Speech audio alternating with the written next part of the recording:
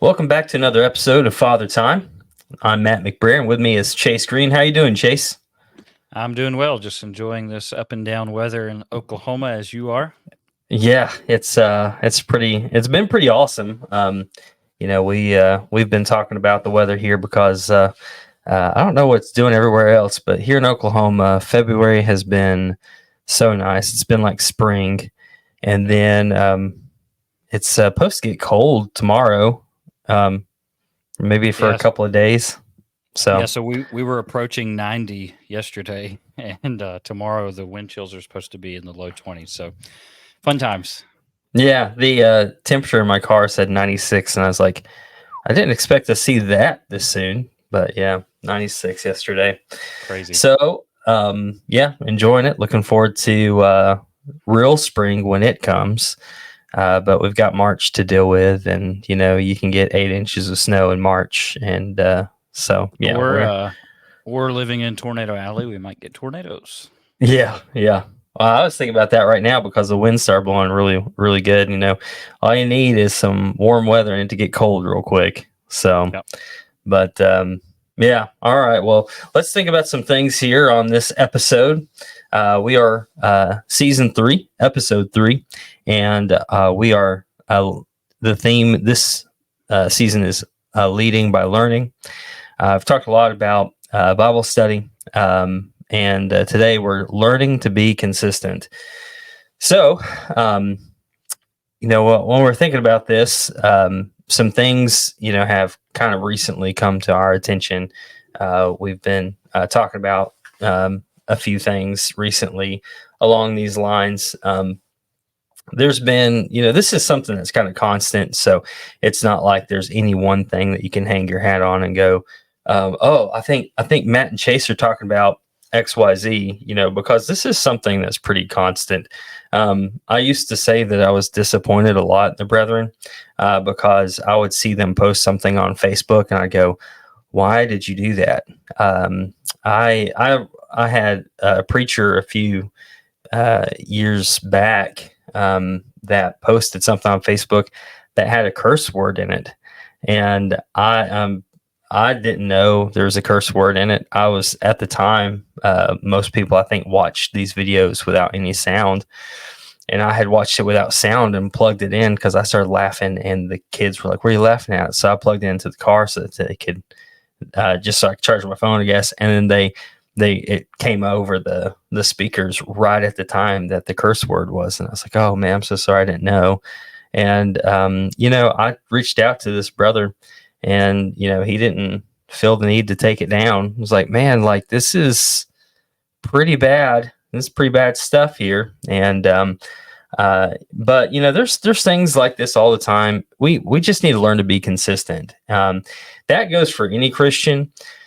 But especially for fathers, I think that it's very important to be consistent because as what we're trying to do here, trying to get, Bible time established in the home, studying with our families, and being the leader that God wants us to be. And then at the same time, if we're doing all this other stuff, we're not being consistent. And, people will find that out pretty quickly, and your kids will find that out. Your kids are more likely to find that out before anybody else. And so, there's a lot of people that lose their kids this way. Yep. So, As they say, kids can spot a hypocrite from a mile away. oh yeah, yeah, One thing at the beginning of this episode I'd like to make sure and point out is, we're not coming at anyone in particular, and we're not coming from our high horse, so to speak. This is something that we all struggle with as Christians. We have to learn to be consistent. We have to improve, and I can think about my own personal growth. Some of the things that we're going to talk about today, 10, 11 years ago, when my wife and I first got married, we were pretty weak on, to be honest with you. But we've grown, and we've grown together as husband and wife, and we've improved, and we're still looking to improve, but we're wanting to truly stand up for what we believe in the choices that we make, and we're going to talk about some of that in this episode. yeah. I don't think there's a one of us that really has everything all together. It's kind of funny because like there are some people that you think, oh, they've got everything together, and then you find out one little thing, you go, oh, they don't have everything together. Well, and Um, preachers are viewed that way, but yeah. Oh we would yeah. both assure you we don't have it all figured out. We don't have it all put together, but we are striving to practice what we preach. Right. Yeah. Yeah. I think there's something to say about progress here. The idea of practice makes perfect is not right, but practice does make progress. So, Right. that's what we're trying to do here. So yeah, no, we don't have it all down, but we are certainly striving to have it all down, and that's what any Christian ought to be doing. All right, let's get into this episode talking about some of the things specifically that we want to talk about. The first one is a phrase that kind of goes along with this idea of being consistent, and that is the "do as I say, not as I do." I have heard that, growing up. Maybe not from my parents. I don't recall them saying that. But I did hear a parent says to their child, they were someone who smoked, and their child wanted to smoke, and so they were talking to their dad about smoking, and the dad said, "No, you're not allowed to smoke." He's like, "Well, you smoke," and he's like, "Well, no, you do as I say, not as I do." And Hmm. it's like, okay, so what does that do though? What's wrong with that mentality? Um, what it does, says to me is, well, dad's just a hypocrite. That's Hmm. what that child's going to think. Do you think that this is going to have any success with that kid? Do as I say, not as I do. Well, and the other thing is, what kid on the planet does not look up to and adore their father? Right. And so what do kids naturally want to do? I want to be like my daddy. And let's use another example. Let's say it's as it pertains to language that we use. Well, daddy uses these words, so I'm going to use them Yeah. too. I want to be just like daddy. There's an old country song that came out probably 15 years ago now, but it basically talks about how there was this kid sitting in the back seat and he said an ugly word. And come to find out, where did he hear the ugly word from? It was from the dad. And Yeah. so essentially in the song, the dad has to come to repentance because he's like, I've got to set a better example for this child of mine. So if we're saying one thing and doing another through our actions, our kids in particular, and our wives as well, and others around us, they're gonna see it, and it's gonna be very obvious. Yeah. Yeah. They're going to know right off the bat, if we're who we say we are, or if we're talking out of one side of our mouth, and doing another thing. It's just it's bad. But especially too, I think about this as a preacher. Um, you know, if I get up and I'm trying to teach everybody solid Christian principles, but I refuse to live them at home, um, what do you think that does to my kids? You know, everybody, like, kind of like what we said from the beginning of this episode, where they look at the preacher like, oh, he's got it all together. Well, if I get up and I act like I've got it all together, and my kids are like, yeah, yeah, that's right. Like if I'm, talking about, something, I don't know. I'm just trying to think of one. So, if I'm talking about anger and how to control your anger and saying, oh, a person should never do this. And you know what? You don't love God if you do this. And then they know dad threw the TV across the room yesterday. Right. Like they're going to go, well, yeah, okay. Yeah. The great sermon, buddy, Yeah. and two, your reflection, like the reflection of your dad should be that of God. You should be showing the principles, that God would have you to do. And if you're not doing that, and your kids look at that and they go, well, my father's not that great. How are they going to view God in turn? What's that going to do to their image of God?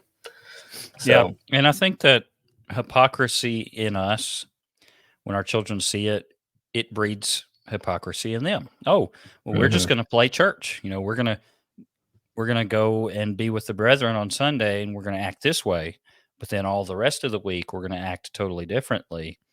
And what are they going to naturally do when they grow up? Probably, more than likely, they're going to do the same thing. They're going to act one way at church, then they're going to be totally hypocritical the rest of their lives.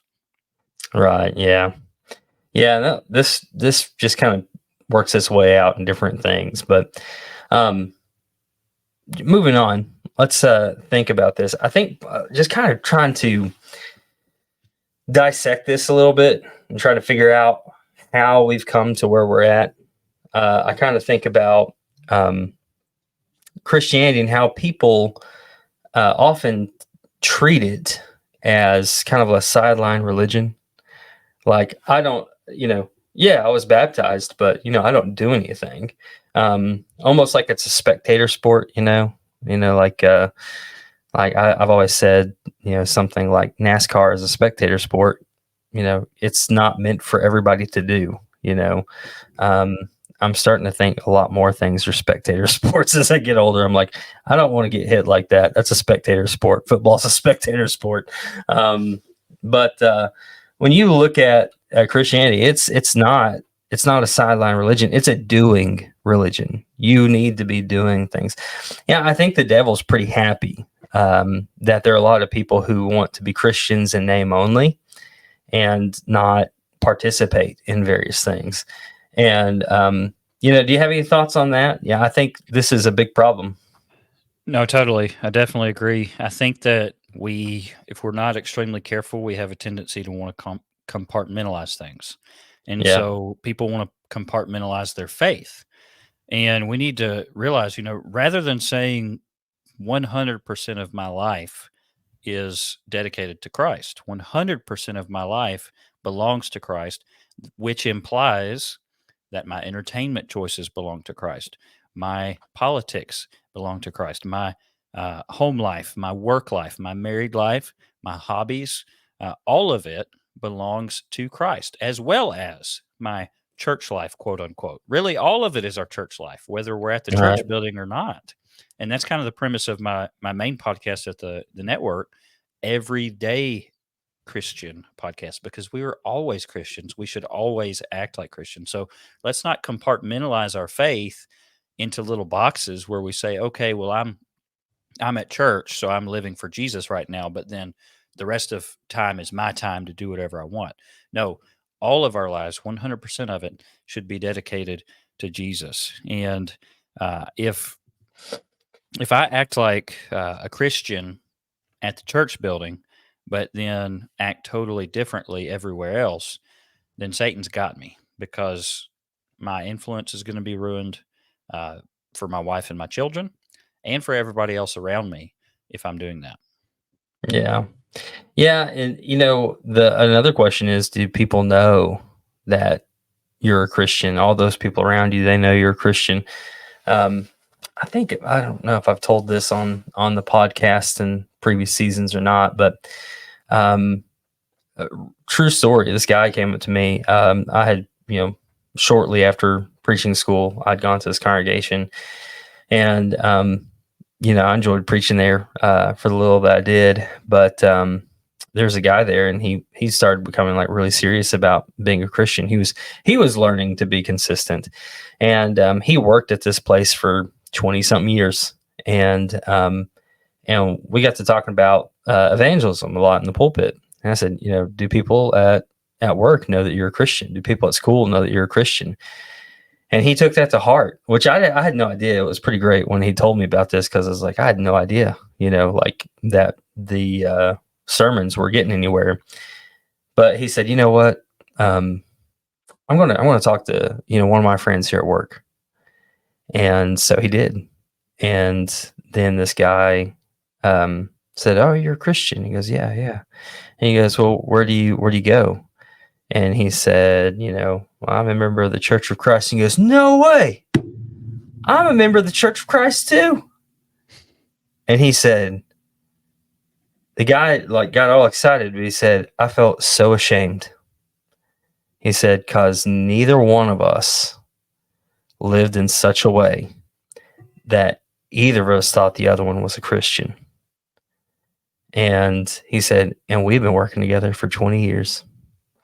Wow. That is sad. But yeah, people want to tend to compartmentalize things. Like you said, um, I around election, this is election year, around this time, like I teach on this subject and say, you know what, don't compartmentalize this and go, you know what, I'm a Christian, but I'm this party. You know, um, there have been times where I don't vote because I don't support. I don't support what that guy stands for. Um, so I think there are times that we should probably take a step back and someone say, well, if you don't vote, you can't complain, like, okay, I don't know where that rule is for one, but you've got to follow your Christian values, and of course, as some people are listening to this right now, I know some people are probably going, well, they've got all their little arguments, but you're compartmentalizing your Christianity. And the devil's super happy with that. The devil loves it when you are so solid of a Christian on Sunday and Wednesday, and then throughout the rest of the week, he's got you. He is perfectly fine with that. So yeah, so we've got to learn to be consistent in all aspects of life. Do you have any other things to add to this before we move on to the next section here? Well, again, I mean, as we kind of gave the disclaimer at the beginning, it's not that we're saying this is an easy thing. It's difficult to be consistent, Yeah.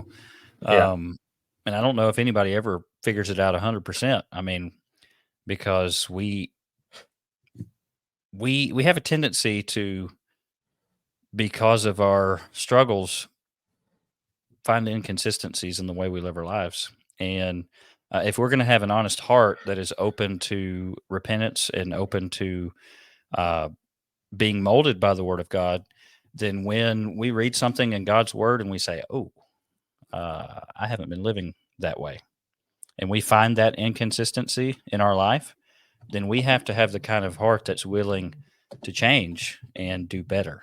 And unfortunately, that isn't very common. Yeah. All right. So let's think about this. We kind of touched on this just a little bit at the beginning, but our media choices can play into this big time. And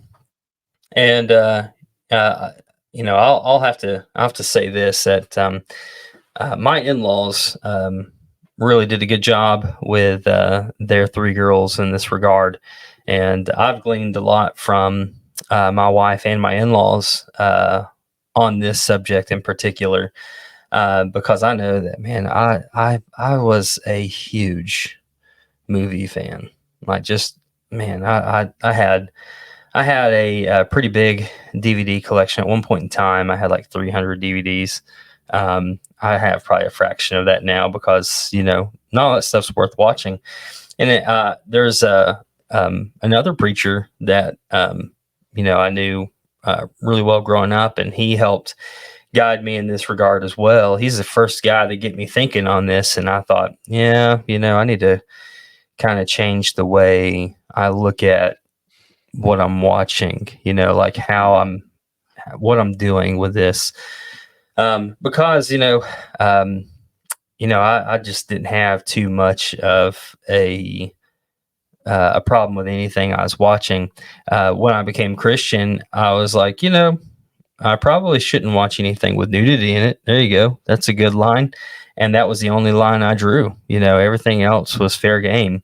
But as you go on, you realize that there's a lot more stuff that you probably shouldn't be saying. I think you have several Bible verses that come to mind. I think you had one for us, Chase, that you had on this thought right here. Yeah, yeah. Philippians 4:8. You know, the Philippians 4:8 test. Just ask yourself, do the movies that you watch, would they pass this test? Paul writes, finally, brethren, whatever things are true, whatever things are noble, whatever things are just, whatever things are pure, whatever things are lovely, whatever things are of good report, if there's any virtue, and if there's anything praiseworthy, meditate on these things. So Yeah. when I think about the movies I watch, I'm meditating on something as I'm watching that. I'm thinking about it. I'm processing what's on the screen. Do the things that I'm watching apply to Philippians 4:8, or do they apply to wickedness? And Matt, I agree with you. I was a huge movie buff, and I still enjoy movies. I find myself, as I've grown as a Christian, being able to enjoy fewer and fewer movies because there's just not a lot out there that's Yeah. worthwhile. But another thing would be music. Man, Oh yeah. I'm a big music fan, and I love music. I love different styles of music. I mean, there's all kinds of variety of stylings of music that I like. But music can be downright filthy. And I find myself, as I've been growing as a Christian, giving up more and more types of music as well. I jokingly Yeah. told somebody a few months ago, I said, look, about the only thing I can listen to now is classical music on the radio because you don't have to worry because it doesn't Yeah. have words, you know. Yeah. But I was joking. There's some secular music that's fine. There is, but there's a lot of it that's not good. And we need to be careful how we're feeding our minds, which really means feeding our souls. Because if we're feeding it spiritual junk food, it's going to come out in uh, in our lives as sin. Yeah. Well, let's think about this. By the way, Trace Bundy, that's a good one. You should look up that guy. He's a guitarist. He doesn't have any words. So there you Nice. go. There you go. He's a really good guitar player. I like to listen to that while I'm like working on something. Yeah. Um, but yeah, so let's think about the progression here of wickedness in media. Where things have, we know where things are today. Okay, like it's hard to imagine that it could get any worse. We don't want to challenge that because I'm sure it could get worse. Like, It but will. and I hate to think about what my kids are going to have to deal with. I'm hopeful with as much religious talk there is today that maybe there'll be a resurgence in this country of values. But if we go off of the history of America, I don't think that that's going to necessarily play out. But I'm going to hope anyway. But let's think about the progression of what has been allowed in cinema. It used to be that you could actually, watch a movie. Of course, they had movies that were silent pictures. They would have, you'd basically be reading the dialogue as it was going by. But yeah, they had the silent pictures, and of course, there's probably some things there that we could talk about anyway. Modest dress would probably be one I could name right off the bat. But as we get into the realm of the talking picture, if you will, that was what some people said, talking picture. When you Talkie. get it, yeah, the talkie. That's right. So when you I love those old terms. Yeah. But when you got into that realm, at first there wasn't any cursing. But I know that you know the answer to this, but what was the first movie to ever have a curse word in it? So I think this might be slightly debated. I think there's Yeah. some question about, was this truly the first one or not? There may be some that had like a very subtle, under their breath kind of maybe. I don't know. Yeah. But Yeah. the one that is universally accepted as the first movie, at least in American history, that had a curse word in it was, I believe, Gone with the Wind. Right. And it was scandalous when that happened. I mean, Oh that was yeah. a big deal when that happened in Hollywood, and I think we're talking the 1940s, maybe. No, I don't know. It was I'll look it old. up real quick. Let's see here. It might be the 30s. Gone with 1939. So we're Whew. talking right at the start of World War II, basically. And it was scandalous. I mean, one four-letter word in the whole movie. I think it was at the end of the movie, if I'm not It mistaken. was, yeah, and it And was. I think the biggest thing that made it so crazy was it was so prominent. yeah, Like it yeah, was, it wasn't under the breath or anything like that. It no, was it big was, crescendo kind of line in the movie. yeah, and it bellowed, and you know what? It was quotable. Yep. People have quoted that Hmm. throughout the years. Yeah. So Yeah. we So so we've come a long way from that to now. I mean, you can very easily go to the movie theater and look right now, whatever's playing. And I don't know because I rarely go to the movie theater anymore. But mhm. you can go to the movie theater and see what's playing, and if there's something R-rated, it's probably got 100 or more curse words in it now, easily, Oh yeah, maybe two, three, 400. And how can we justify going and seeing these things and hearing these things as Christians? It's mind boggling to me. But curse words. That's just the start of it. I mean, yeah, and here's the thing: the devil didn't accomplish this overnight. We're talking mhm, from 1939.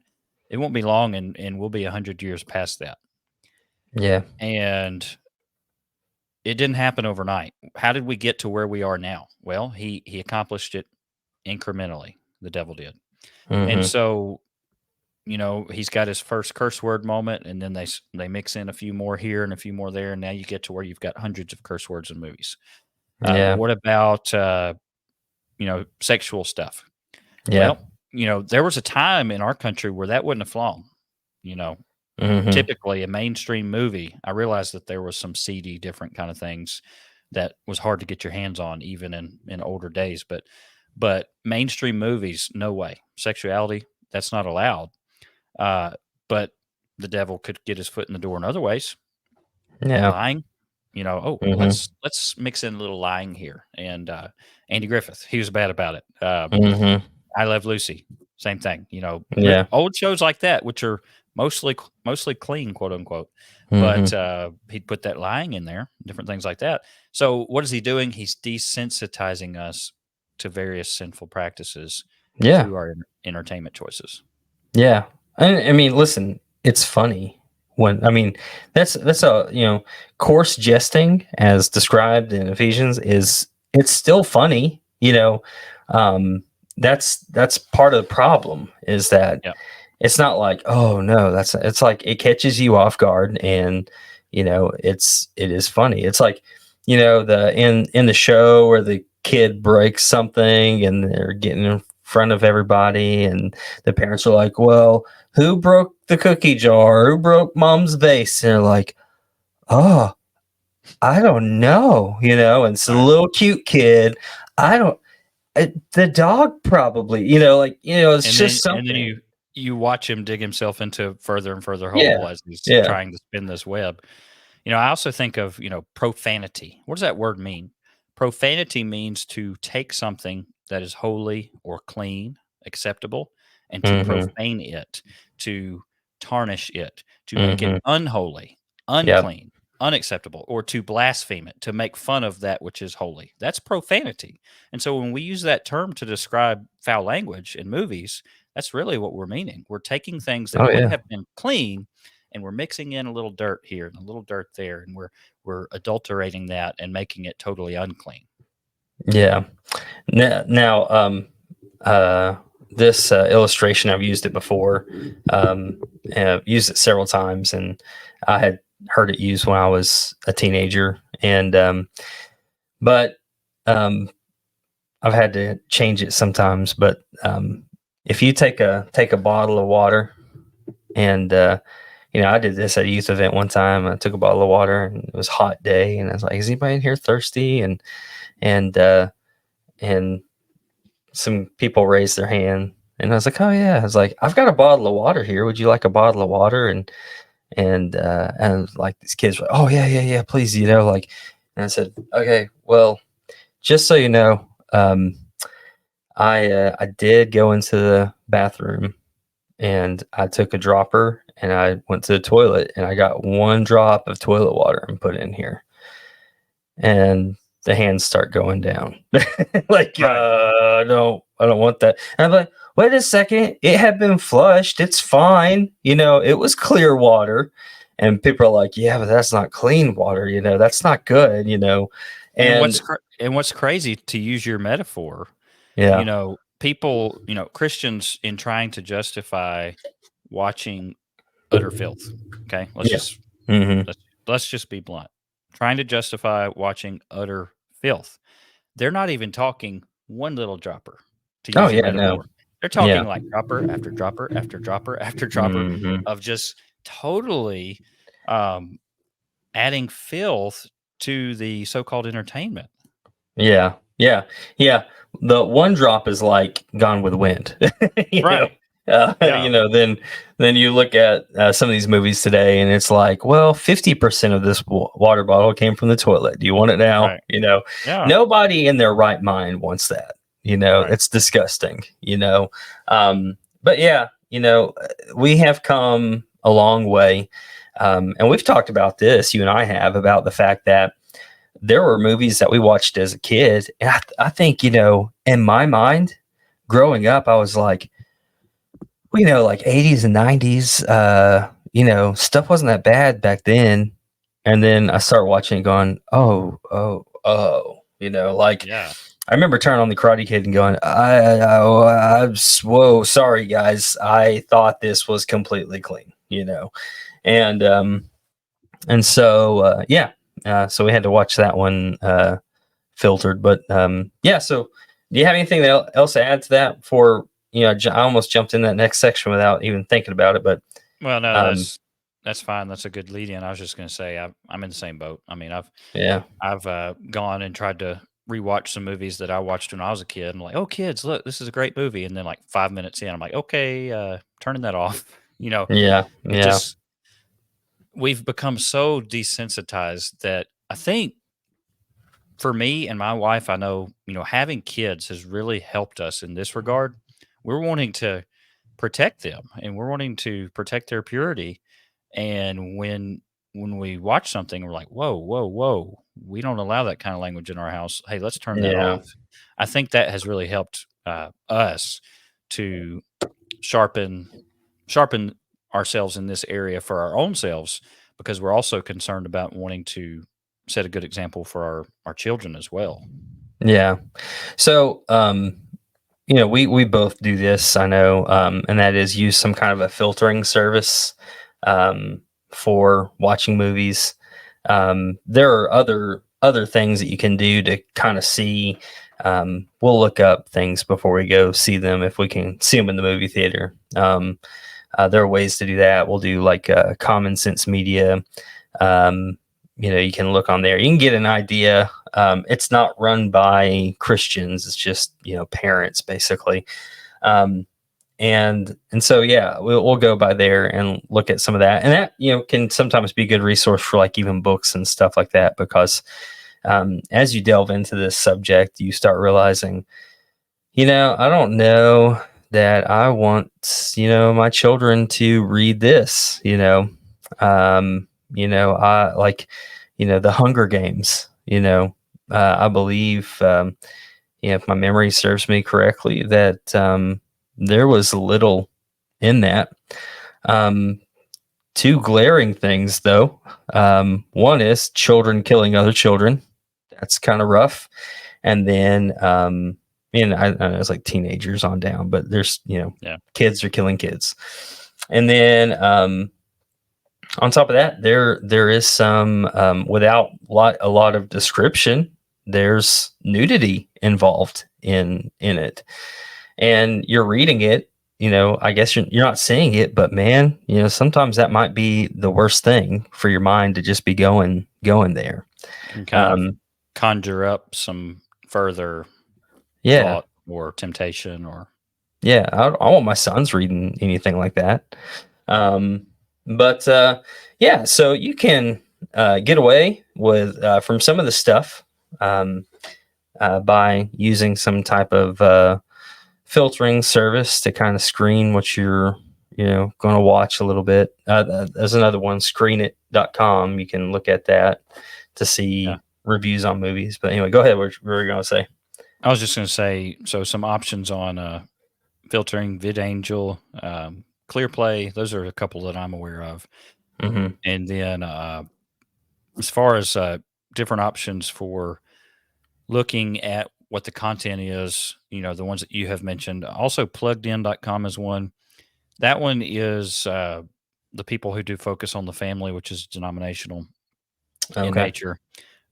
So there can be some theology that's not quite right that is mixed in on their reviews sometimes. IMDb, Internet Movie Database.org. That's another one. They have a parent's guide section. If I understand correctly, though, it's almost kind of like Wikipedia, and people can like edit in on that one. So I don't know that it's the best one because Yeah. it might can miss some stuff. But there's several different options there. You mentioned Common Sense Media, and there's options, but you can look at what a movie contains and know whether or not it's worth going and seeing, Yeah. or if you need to filter it.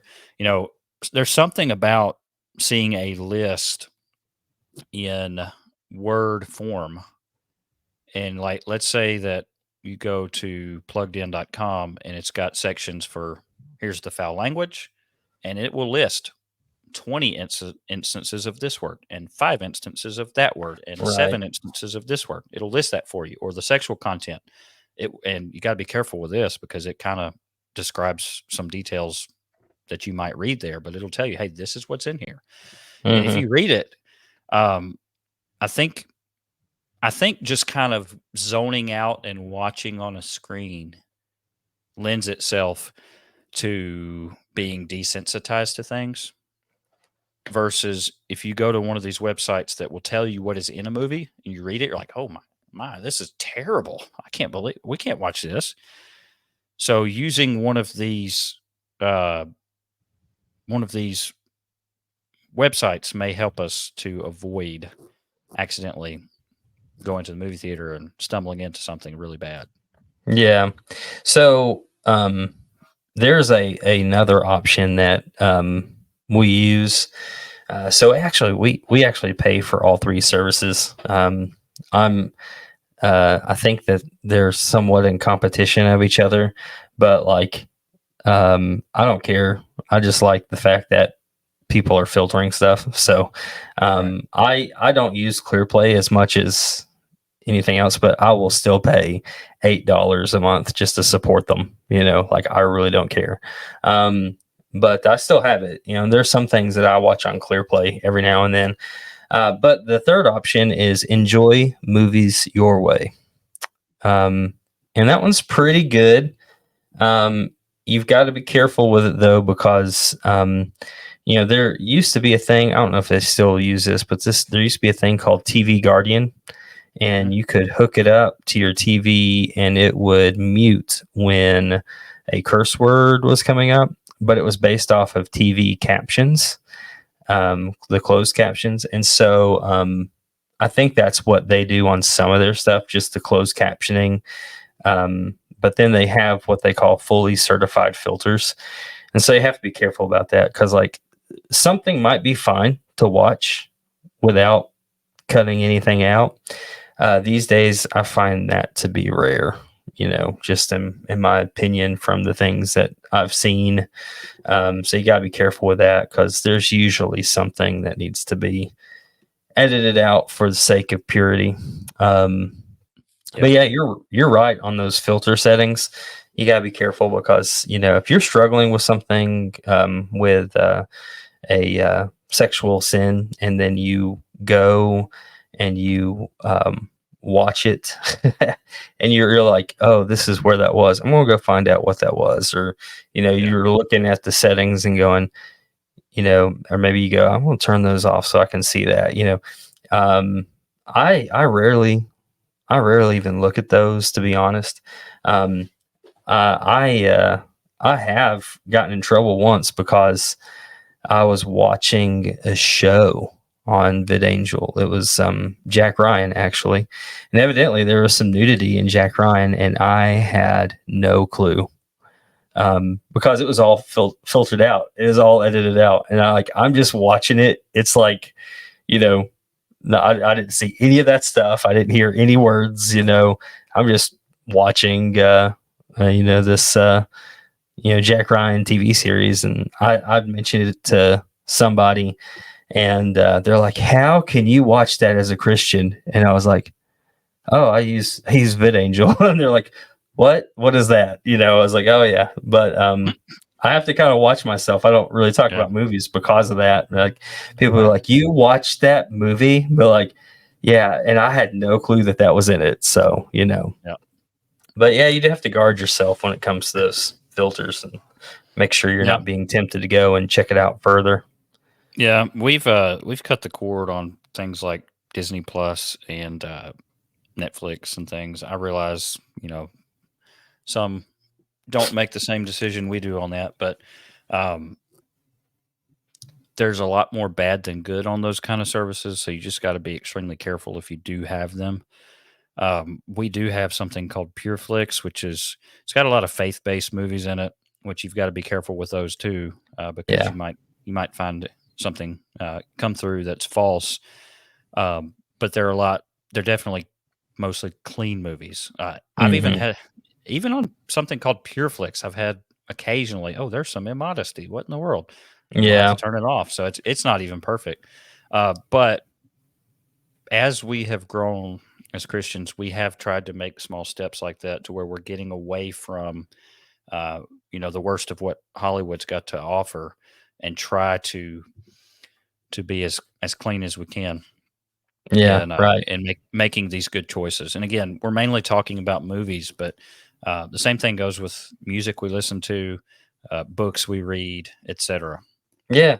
I mean, even the Olympics, when it comes up, there's usually something where women are dressed immodestly, no Yeah, matter what season it is. And it's kind of amazing that, um, Christian men would they'd watch beach volleyball and what yeah, those women wear and then justify it. yeah. Or the It's ice just skating, insane. or Yeah. yeah, It's insane just thinking about that. But yeah, so getting back to this thought process of being consistent here, we've looked at some things in helping us to kind of be consistent in what we're doing. But if we're not consistent, we're going to be sending some mixed signals. Now, think about it with our children. Again, from the beginning, this is the whole "do as I say, not as I do" thing. But if if you're going to watch whatever, or listen to whatever, or you're going to support something that's wrong, um, you're sending mixed signals. Now, what are your children going to think about you when you're doing that? I think that's a big question. Do you have any thoughts on that, Chase?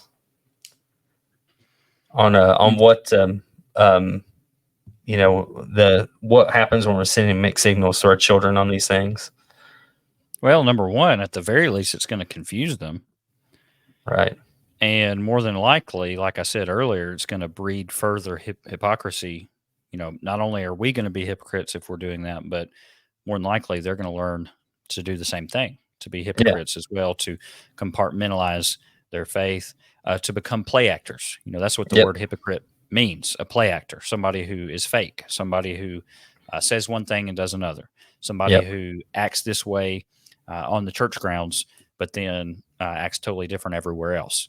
And, think about it. What's one of our main goals as Christians? Don't we want to evangelize people and try to help share the gospel with the Right. lost? How are we going Yeah. to do that if, let's say, at work we're using just as much filthy language as our coworkers are? We're talking about all the filthy movies we've been watching. We're jamming to some terrible rap music or something.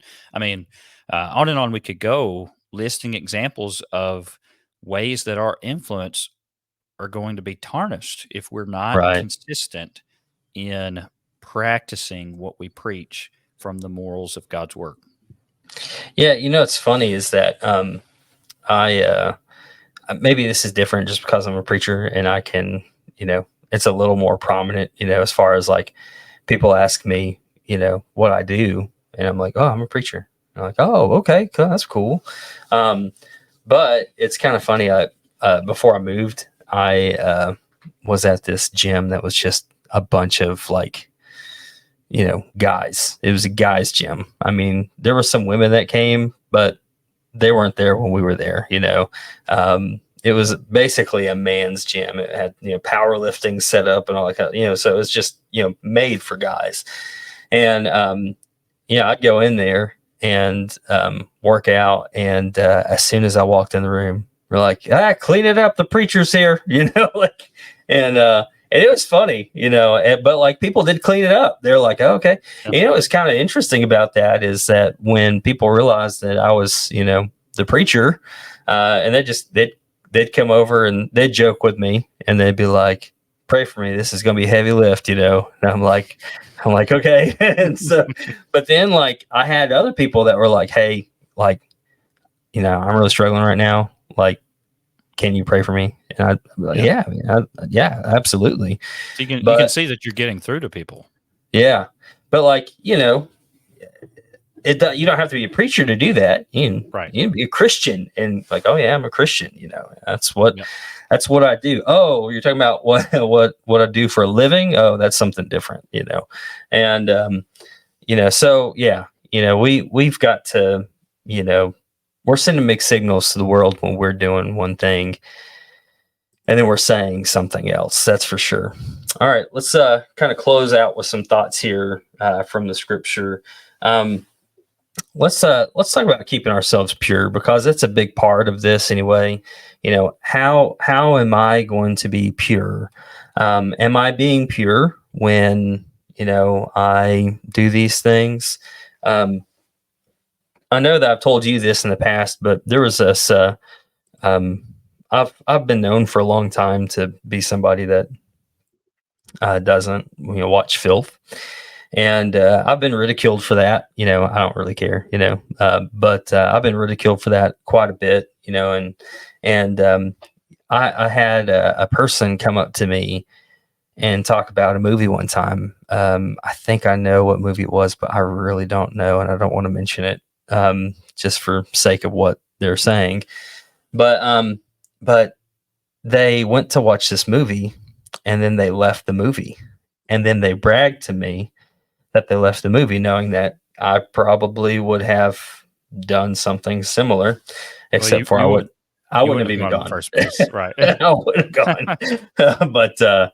But they said something kind of telling to me. They said, "Yeah, we left during the second sex scene," and I was like, "Well, what happened to the first one? Like, what did you do there? Because like you should have left at that. Probably there's other things that you should have left way before then. But just namely, what happened in the second sex scene that made you think I need to go? That didn't happen in the first one, because you should have said it right then." Or this number, where parents are sitting there watching something like that with their kids, and cover your eyes, kids. And then the mom and dad sit there and watch it while the kids cover their eyes. Mm-hmm. But mom and dad are still watching what they should not be watching. I mean, what kind of precedent is that setting for your family? Oh yeah. Here's the big thing, and I know whenever you love movies like I used to, that this is hard to get. I'm going to say it anyway. Guess what? I can still go to heaven without watching a movie. Great. Matthew 5:8. Blessed are the pure in heart, for they shall see God. I can go to heaven without any of this stuff. And that's ultimately what I want to do. I don't want to go, and I don't know what the different one. I was going to say the Oscars, but I'm not even sure if that's the right thing. But whatever it is, I don't want to go to these shows. I don't want to be an actor. I don't want to be in Hollywood. I want to go to heaven. That's what I want. I want to go to heaven. So how am I going to do that? I need to be pure. You think about the sexual sins that we're saying, 1 Corinthians 6:18, flee fornication. every sin that a man doeth is without the body, but um, uh, he that committeth fornication sinneth against his own body. You Yeah. know, you know, we've got to keep our minds pure from all this stuff. Yeah. Yeah. And look, it might, as we hopefully are thinking about self-examination in all of this, it might take some reassessing. It might Yeah. it might take some. You know what? Maybe we don't need to be watching as much TV. Maybe we don't need to be watching as many movies. Maybe I used to be a huge, huge sports fan, and Hmm. don't get me wrong, I still like sports, but there are certain immoral elements that kind of go alongside the sports that you have to be very careful to avoid if you're going to partake in mainstream sports. For instance, if you do go to a football game, don't look at the sideline where the cheerleaders are, etc. Hmm. But anyways, I've gotten to the point in my life where I'm like, man, I'll look up the score and stuff like that, but I'm not going to obsess over sports like I used to. And, Hmm. you know, as a family, we're replacing some things that used to be the highlight of our hobbies list. Instead of just huge movie buffs, now we're camping enthusiasts. We're hiking enthusiasts. We go out in the beauty of God's creation and we spend time together as a family. We go fishing, hunting, um, camping, different things like that. And again, we all have to make choices when it comes to what our hobbies are and things like that. But we need to make choices that are biblically based.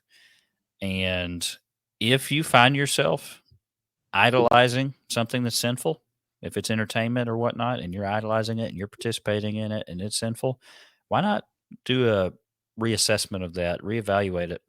Why don't you replace that with something that is going to pass the Philippians 4:8 test? I've got a Yeah. couple other verses, and that's my main thoughts. A couple other verses: Isaiah 5 verse 20. Woe unto them that call evil good and good evil, that put darkness for light and light for darkness, that put bitter for sweet and sweet for bitter. We Hmm. don't want that woe pronounced upon us on the day of judgment. And then Psalm 101 verse 3 says, I will set no wicked thing before mine eyes. I hate the work of them that turn aside. It shall not cleave to me. I think it's safe to say if we shouldn't be putting evil things before our eyes, we probably don't need to be putting evil things in our ears either, right?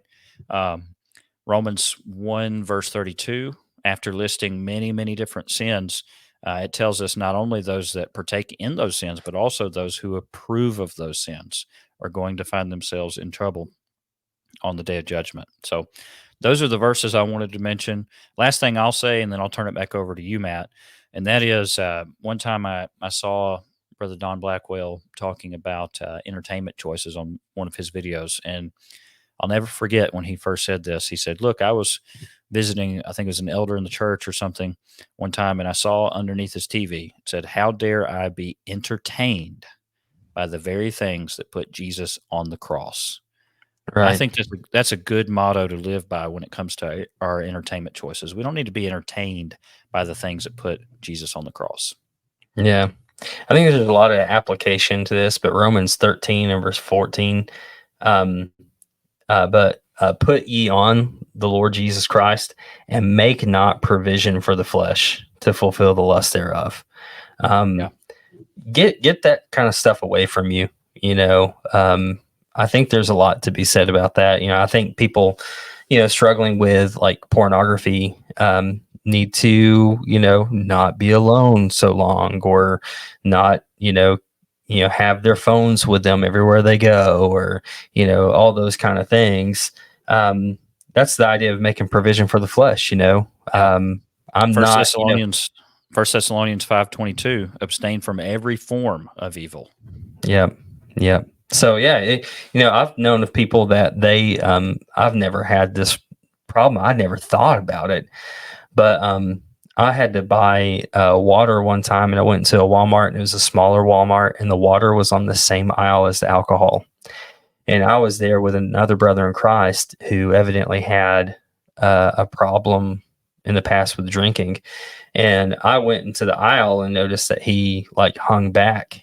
And I kind of was like, I didn't like, I wasn't making fun of him, but I was just kind of picking at him Like, did you think I was wrong for going and getting the water, because I went out? And he goes, no. He's like, I just used to drink and I can't go down there. And I was Yeah, like, so really? there's nothing Yeah. inherently wrong with walking down an aisle to get some water, but for him, he needed to stay far away from that because there was a Yep. temptation over there, Yeah. and if he put himself in that situation where that temptation was, he's probably gonna stumble, and so he Yeah. had to get away from it. He had to back up. Yep. Yep. That's exactly right. He was making sure he was not making a provision for the flesh. Right. One more thing that I think about is David and with his sin with Bathsheba. And in Psalm 51 and verse 10, just a beautiful passage. He says, create in me a clean heart, O God, and renew a right spirit within me. That should be our mindset, to have a clean heart before God. And whatever form that takes, however drastic we need to be in getting there, then that's what we need to do. You have anything else, Chase? I think that's about it. I'm looking forward to, Lord willing, next month we'll talk about some more things that pertain to leading by learning. But I do think that this particularly has a tremendous impact for us as fathers upon our families, learning to be consistent in morality, practicing what we preach. I mean, Yeah. this may be one of the biggest things, honestly, we've talked about on the podcast because it's so important. Yeah, and I think that if you're going to stand before people, you need to be consistent. And if you're going to be a father and teach your children, you need to be consistent. It is a big deal. I mean, think about this. Um, what headline is going to get the most attention? If Negative. are you going to have the headline of boy saves dog from drowning, or preacher commits some sort of atrocity? Yeah. Which one's going to get the front page? Um, if you are a Christian, then you need to live consistently. Because it doesn't matter if you're a preacher. That those negative things, you need to keep them out of your life. You need to keep as far away from this and be as consistent as you possibly can, so that you can, number one, bring your family to God and take them to heaven with you, and number two, bring as many people outside of your family to the body of Christ as you possibly can. Yeah, that's what I was going to say. All of us, whether we're preachers or not, we're all proclaimers of the gospel in the sense that we're Christians, and how we live our lives is proclaiming something. Yep. Well, thank you for joining us on another episode of Father Time. We hope that you join us next month as we continue this thought of leading by learning.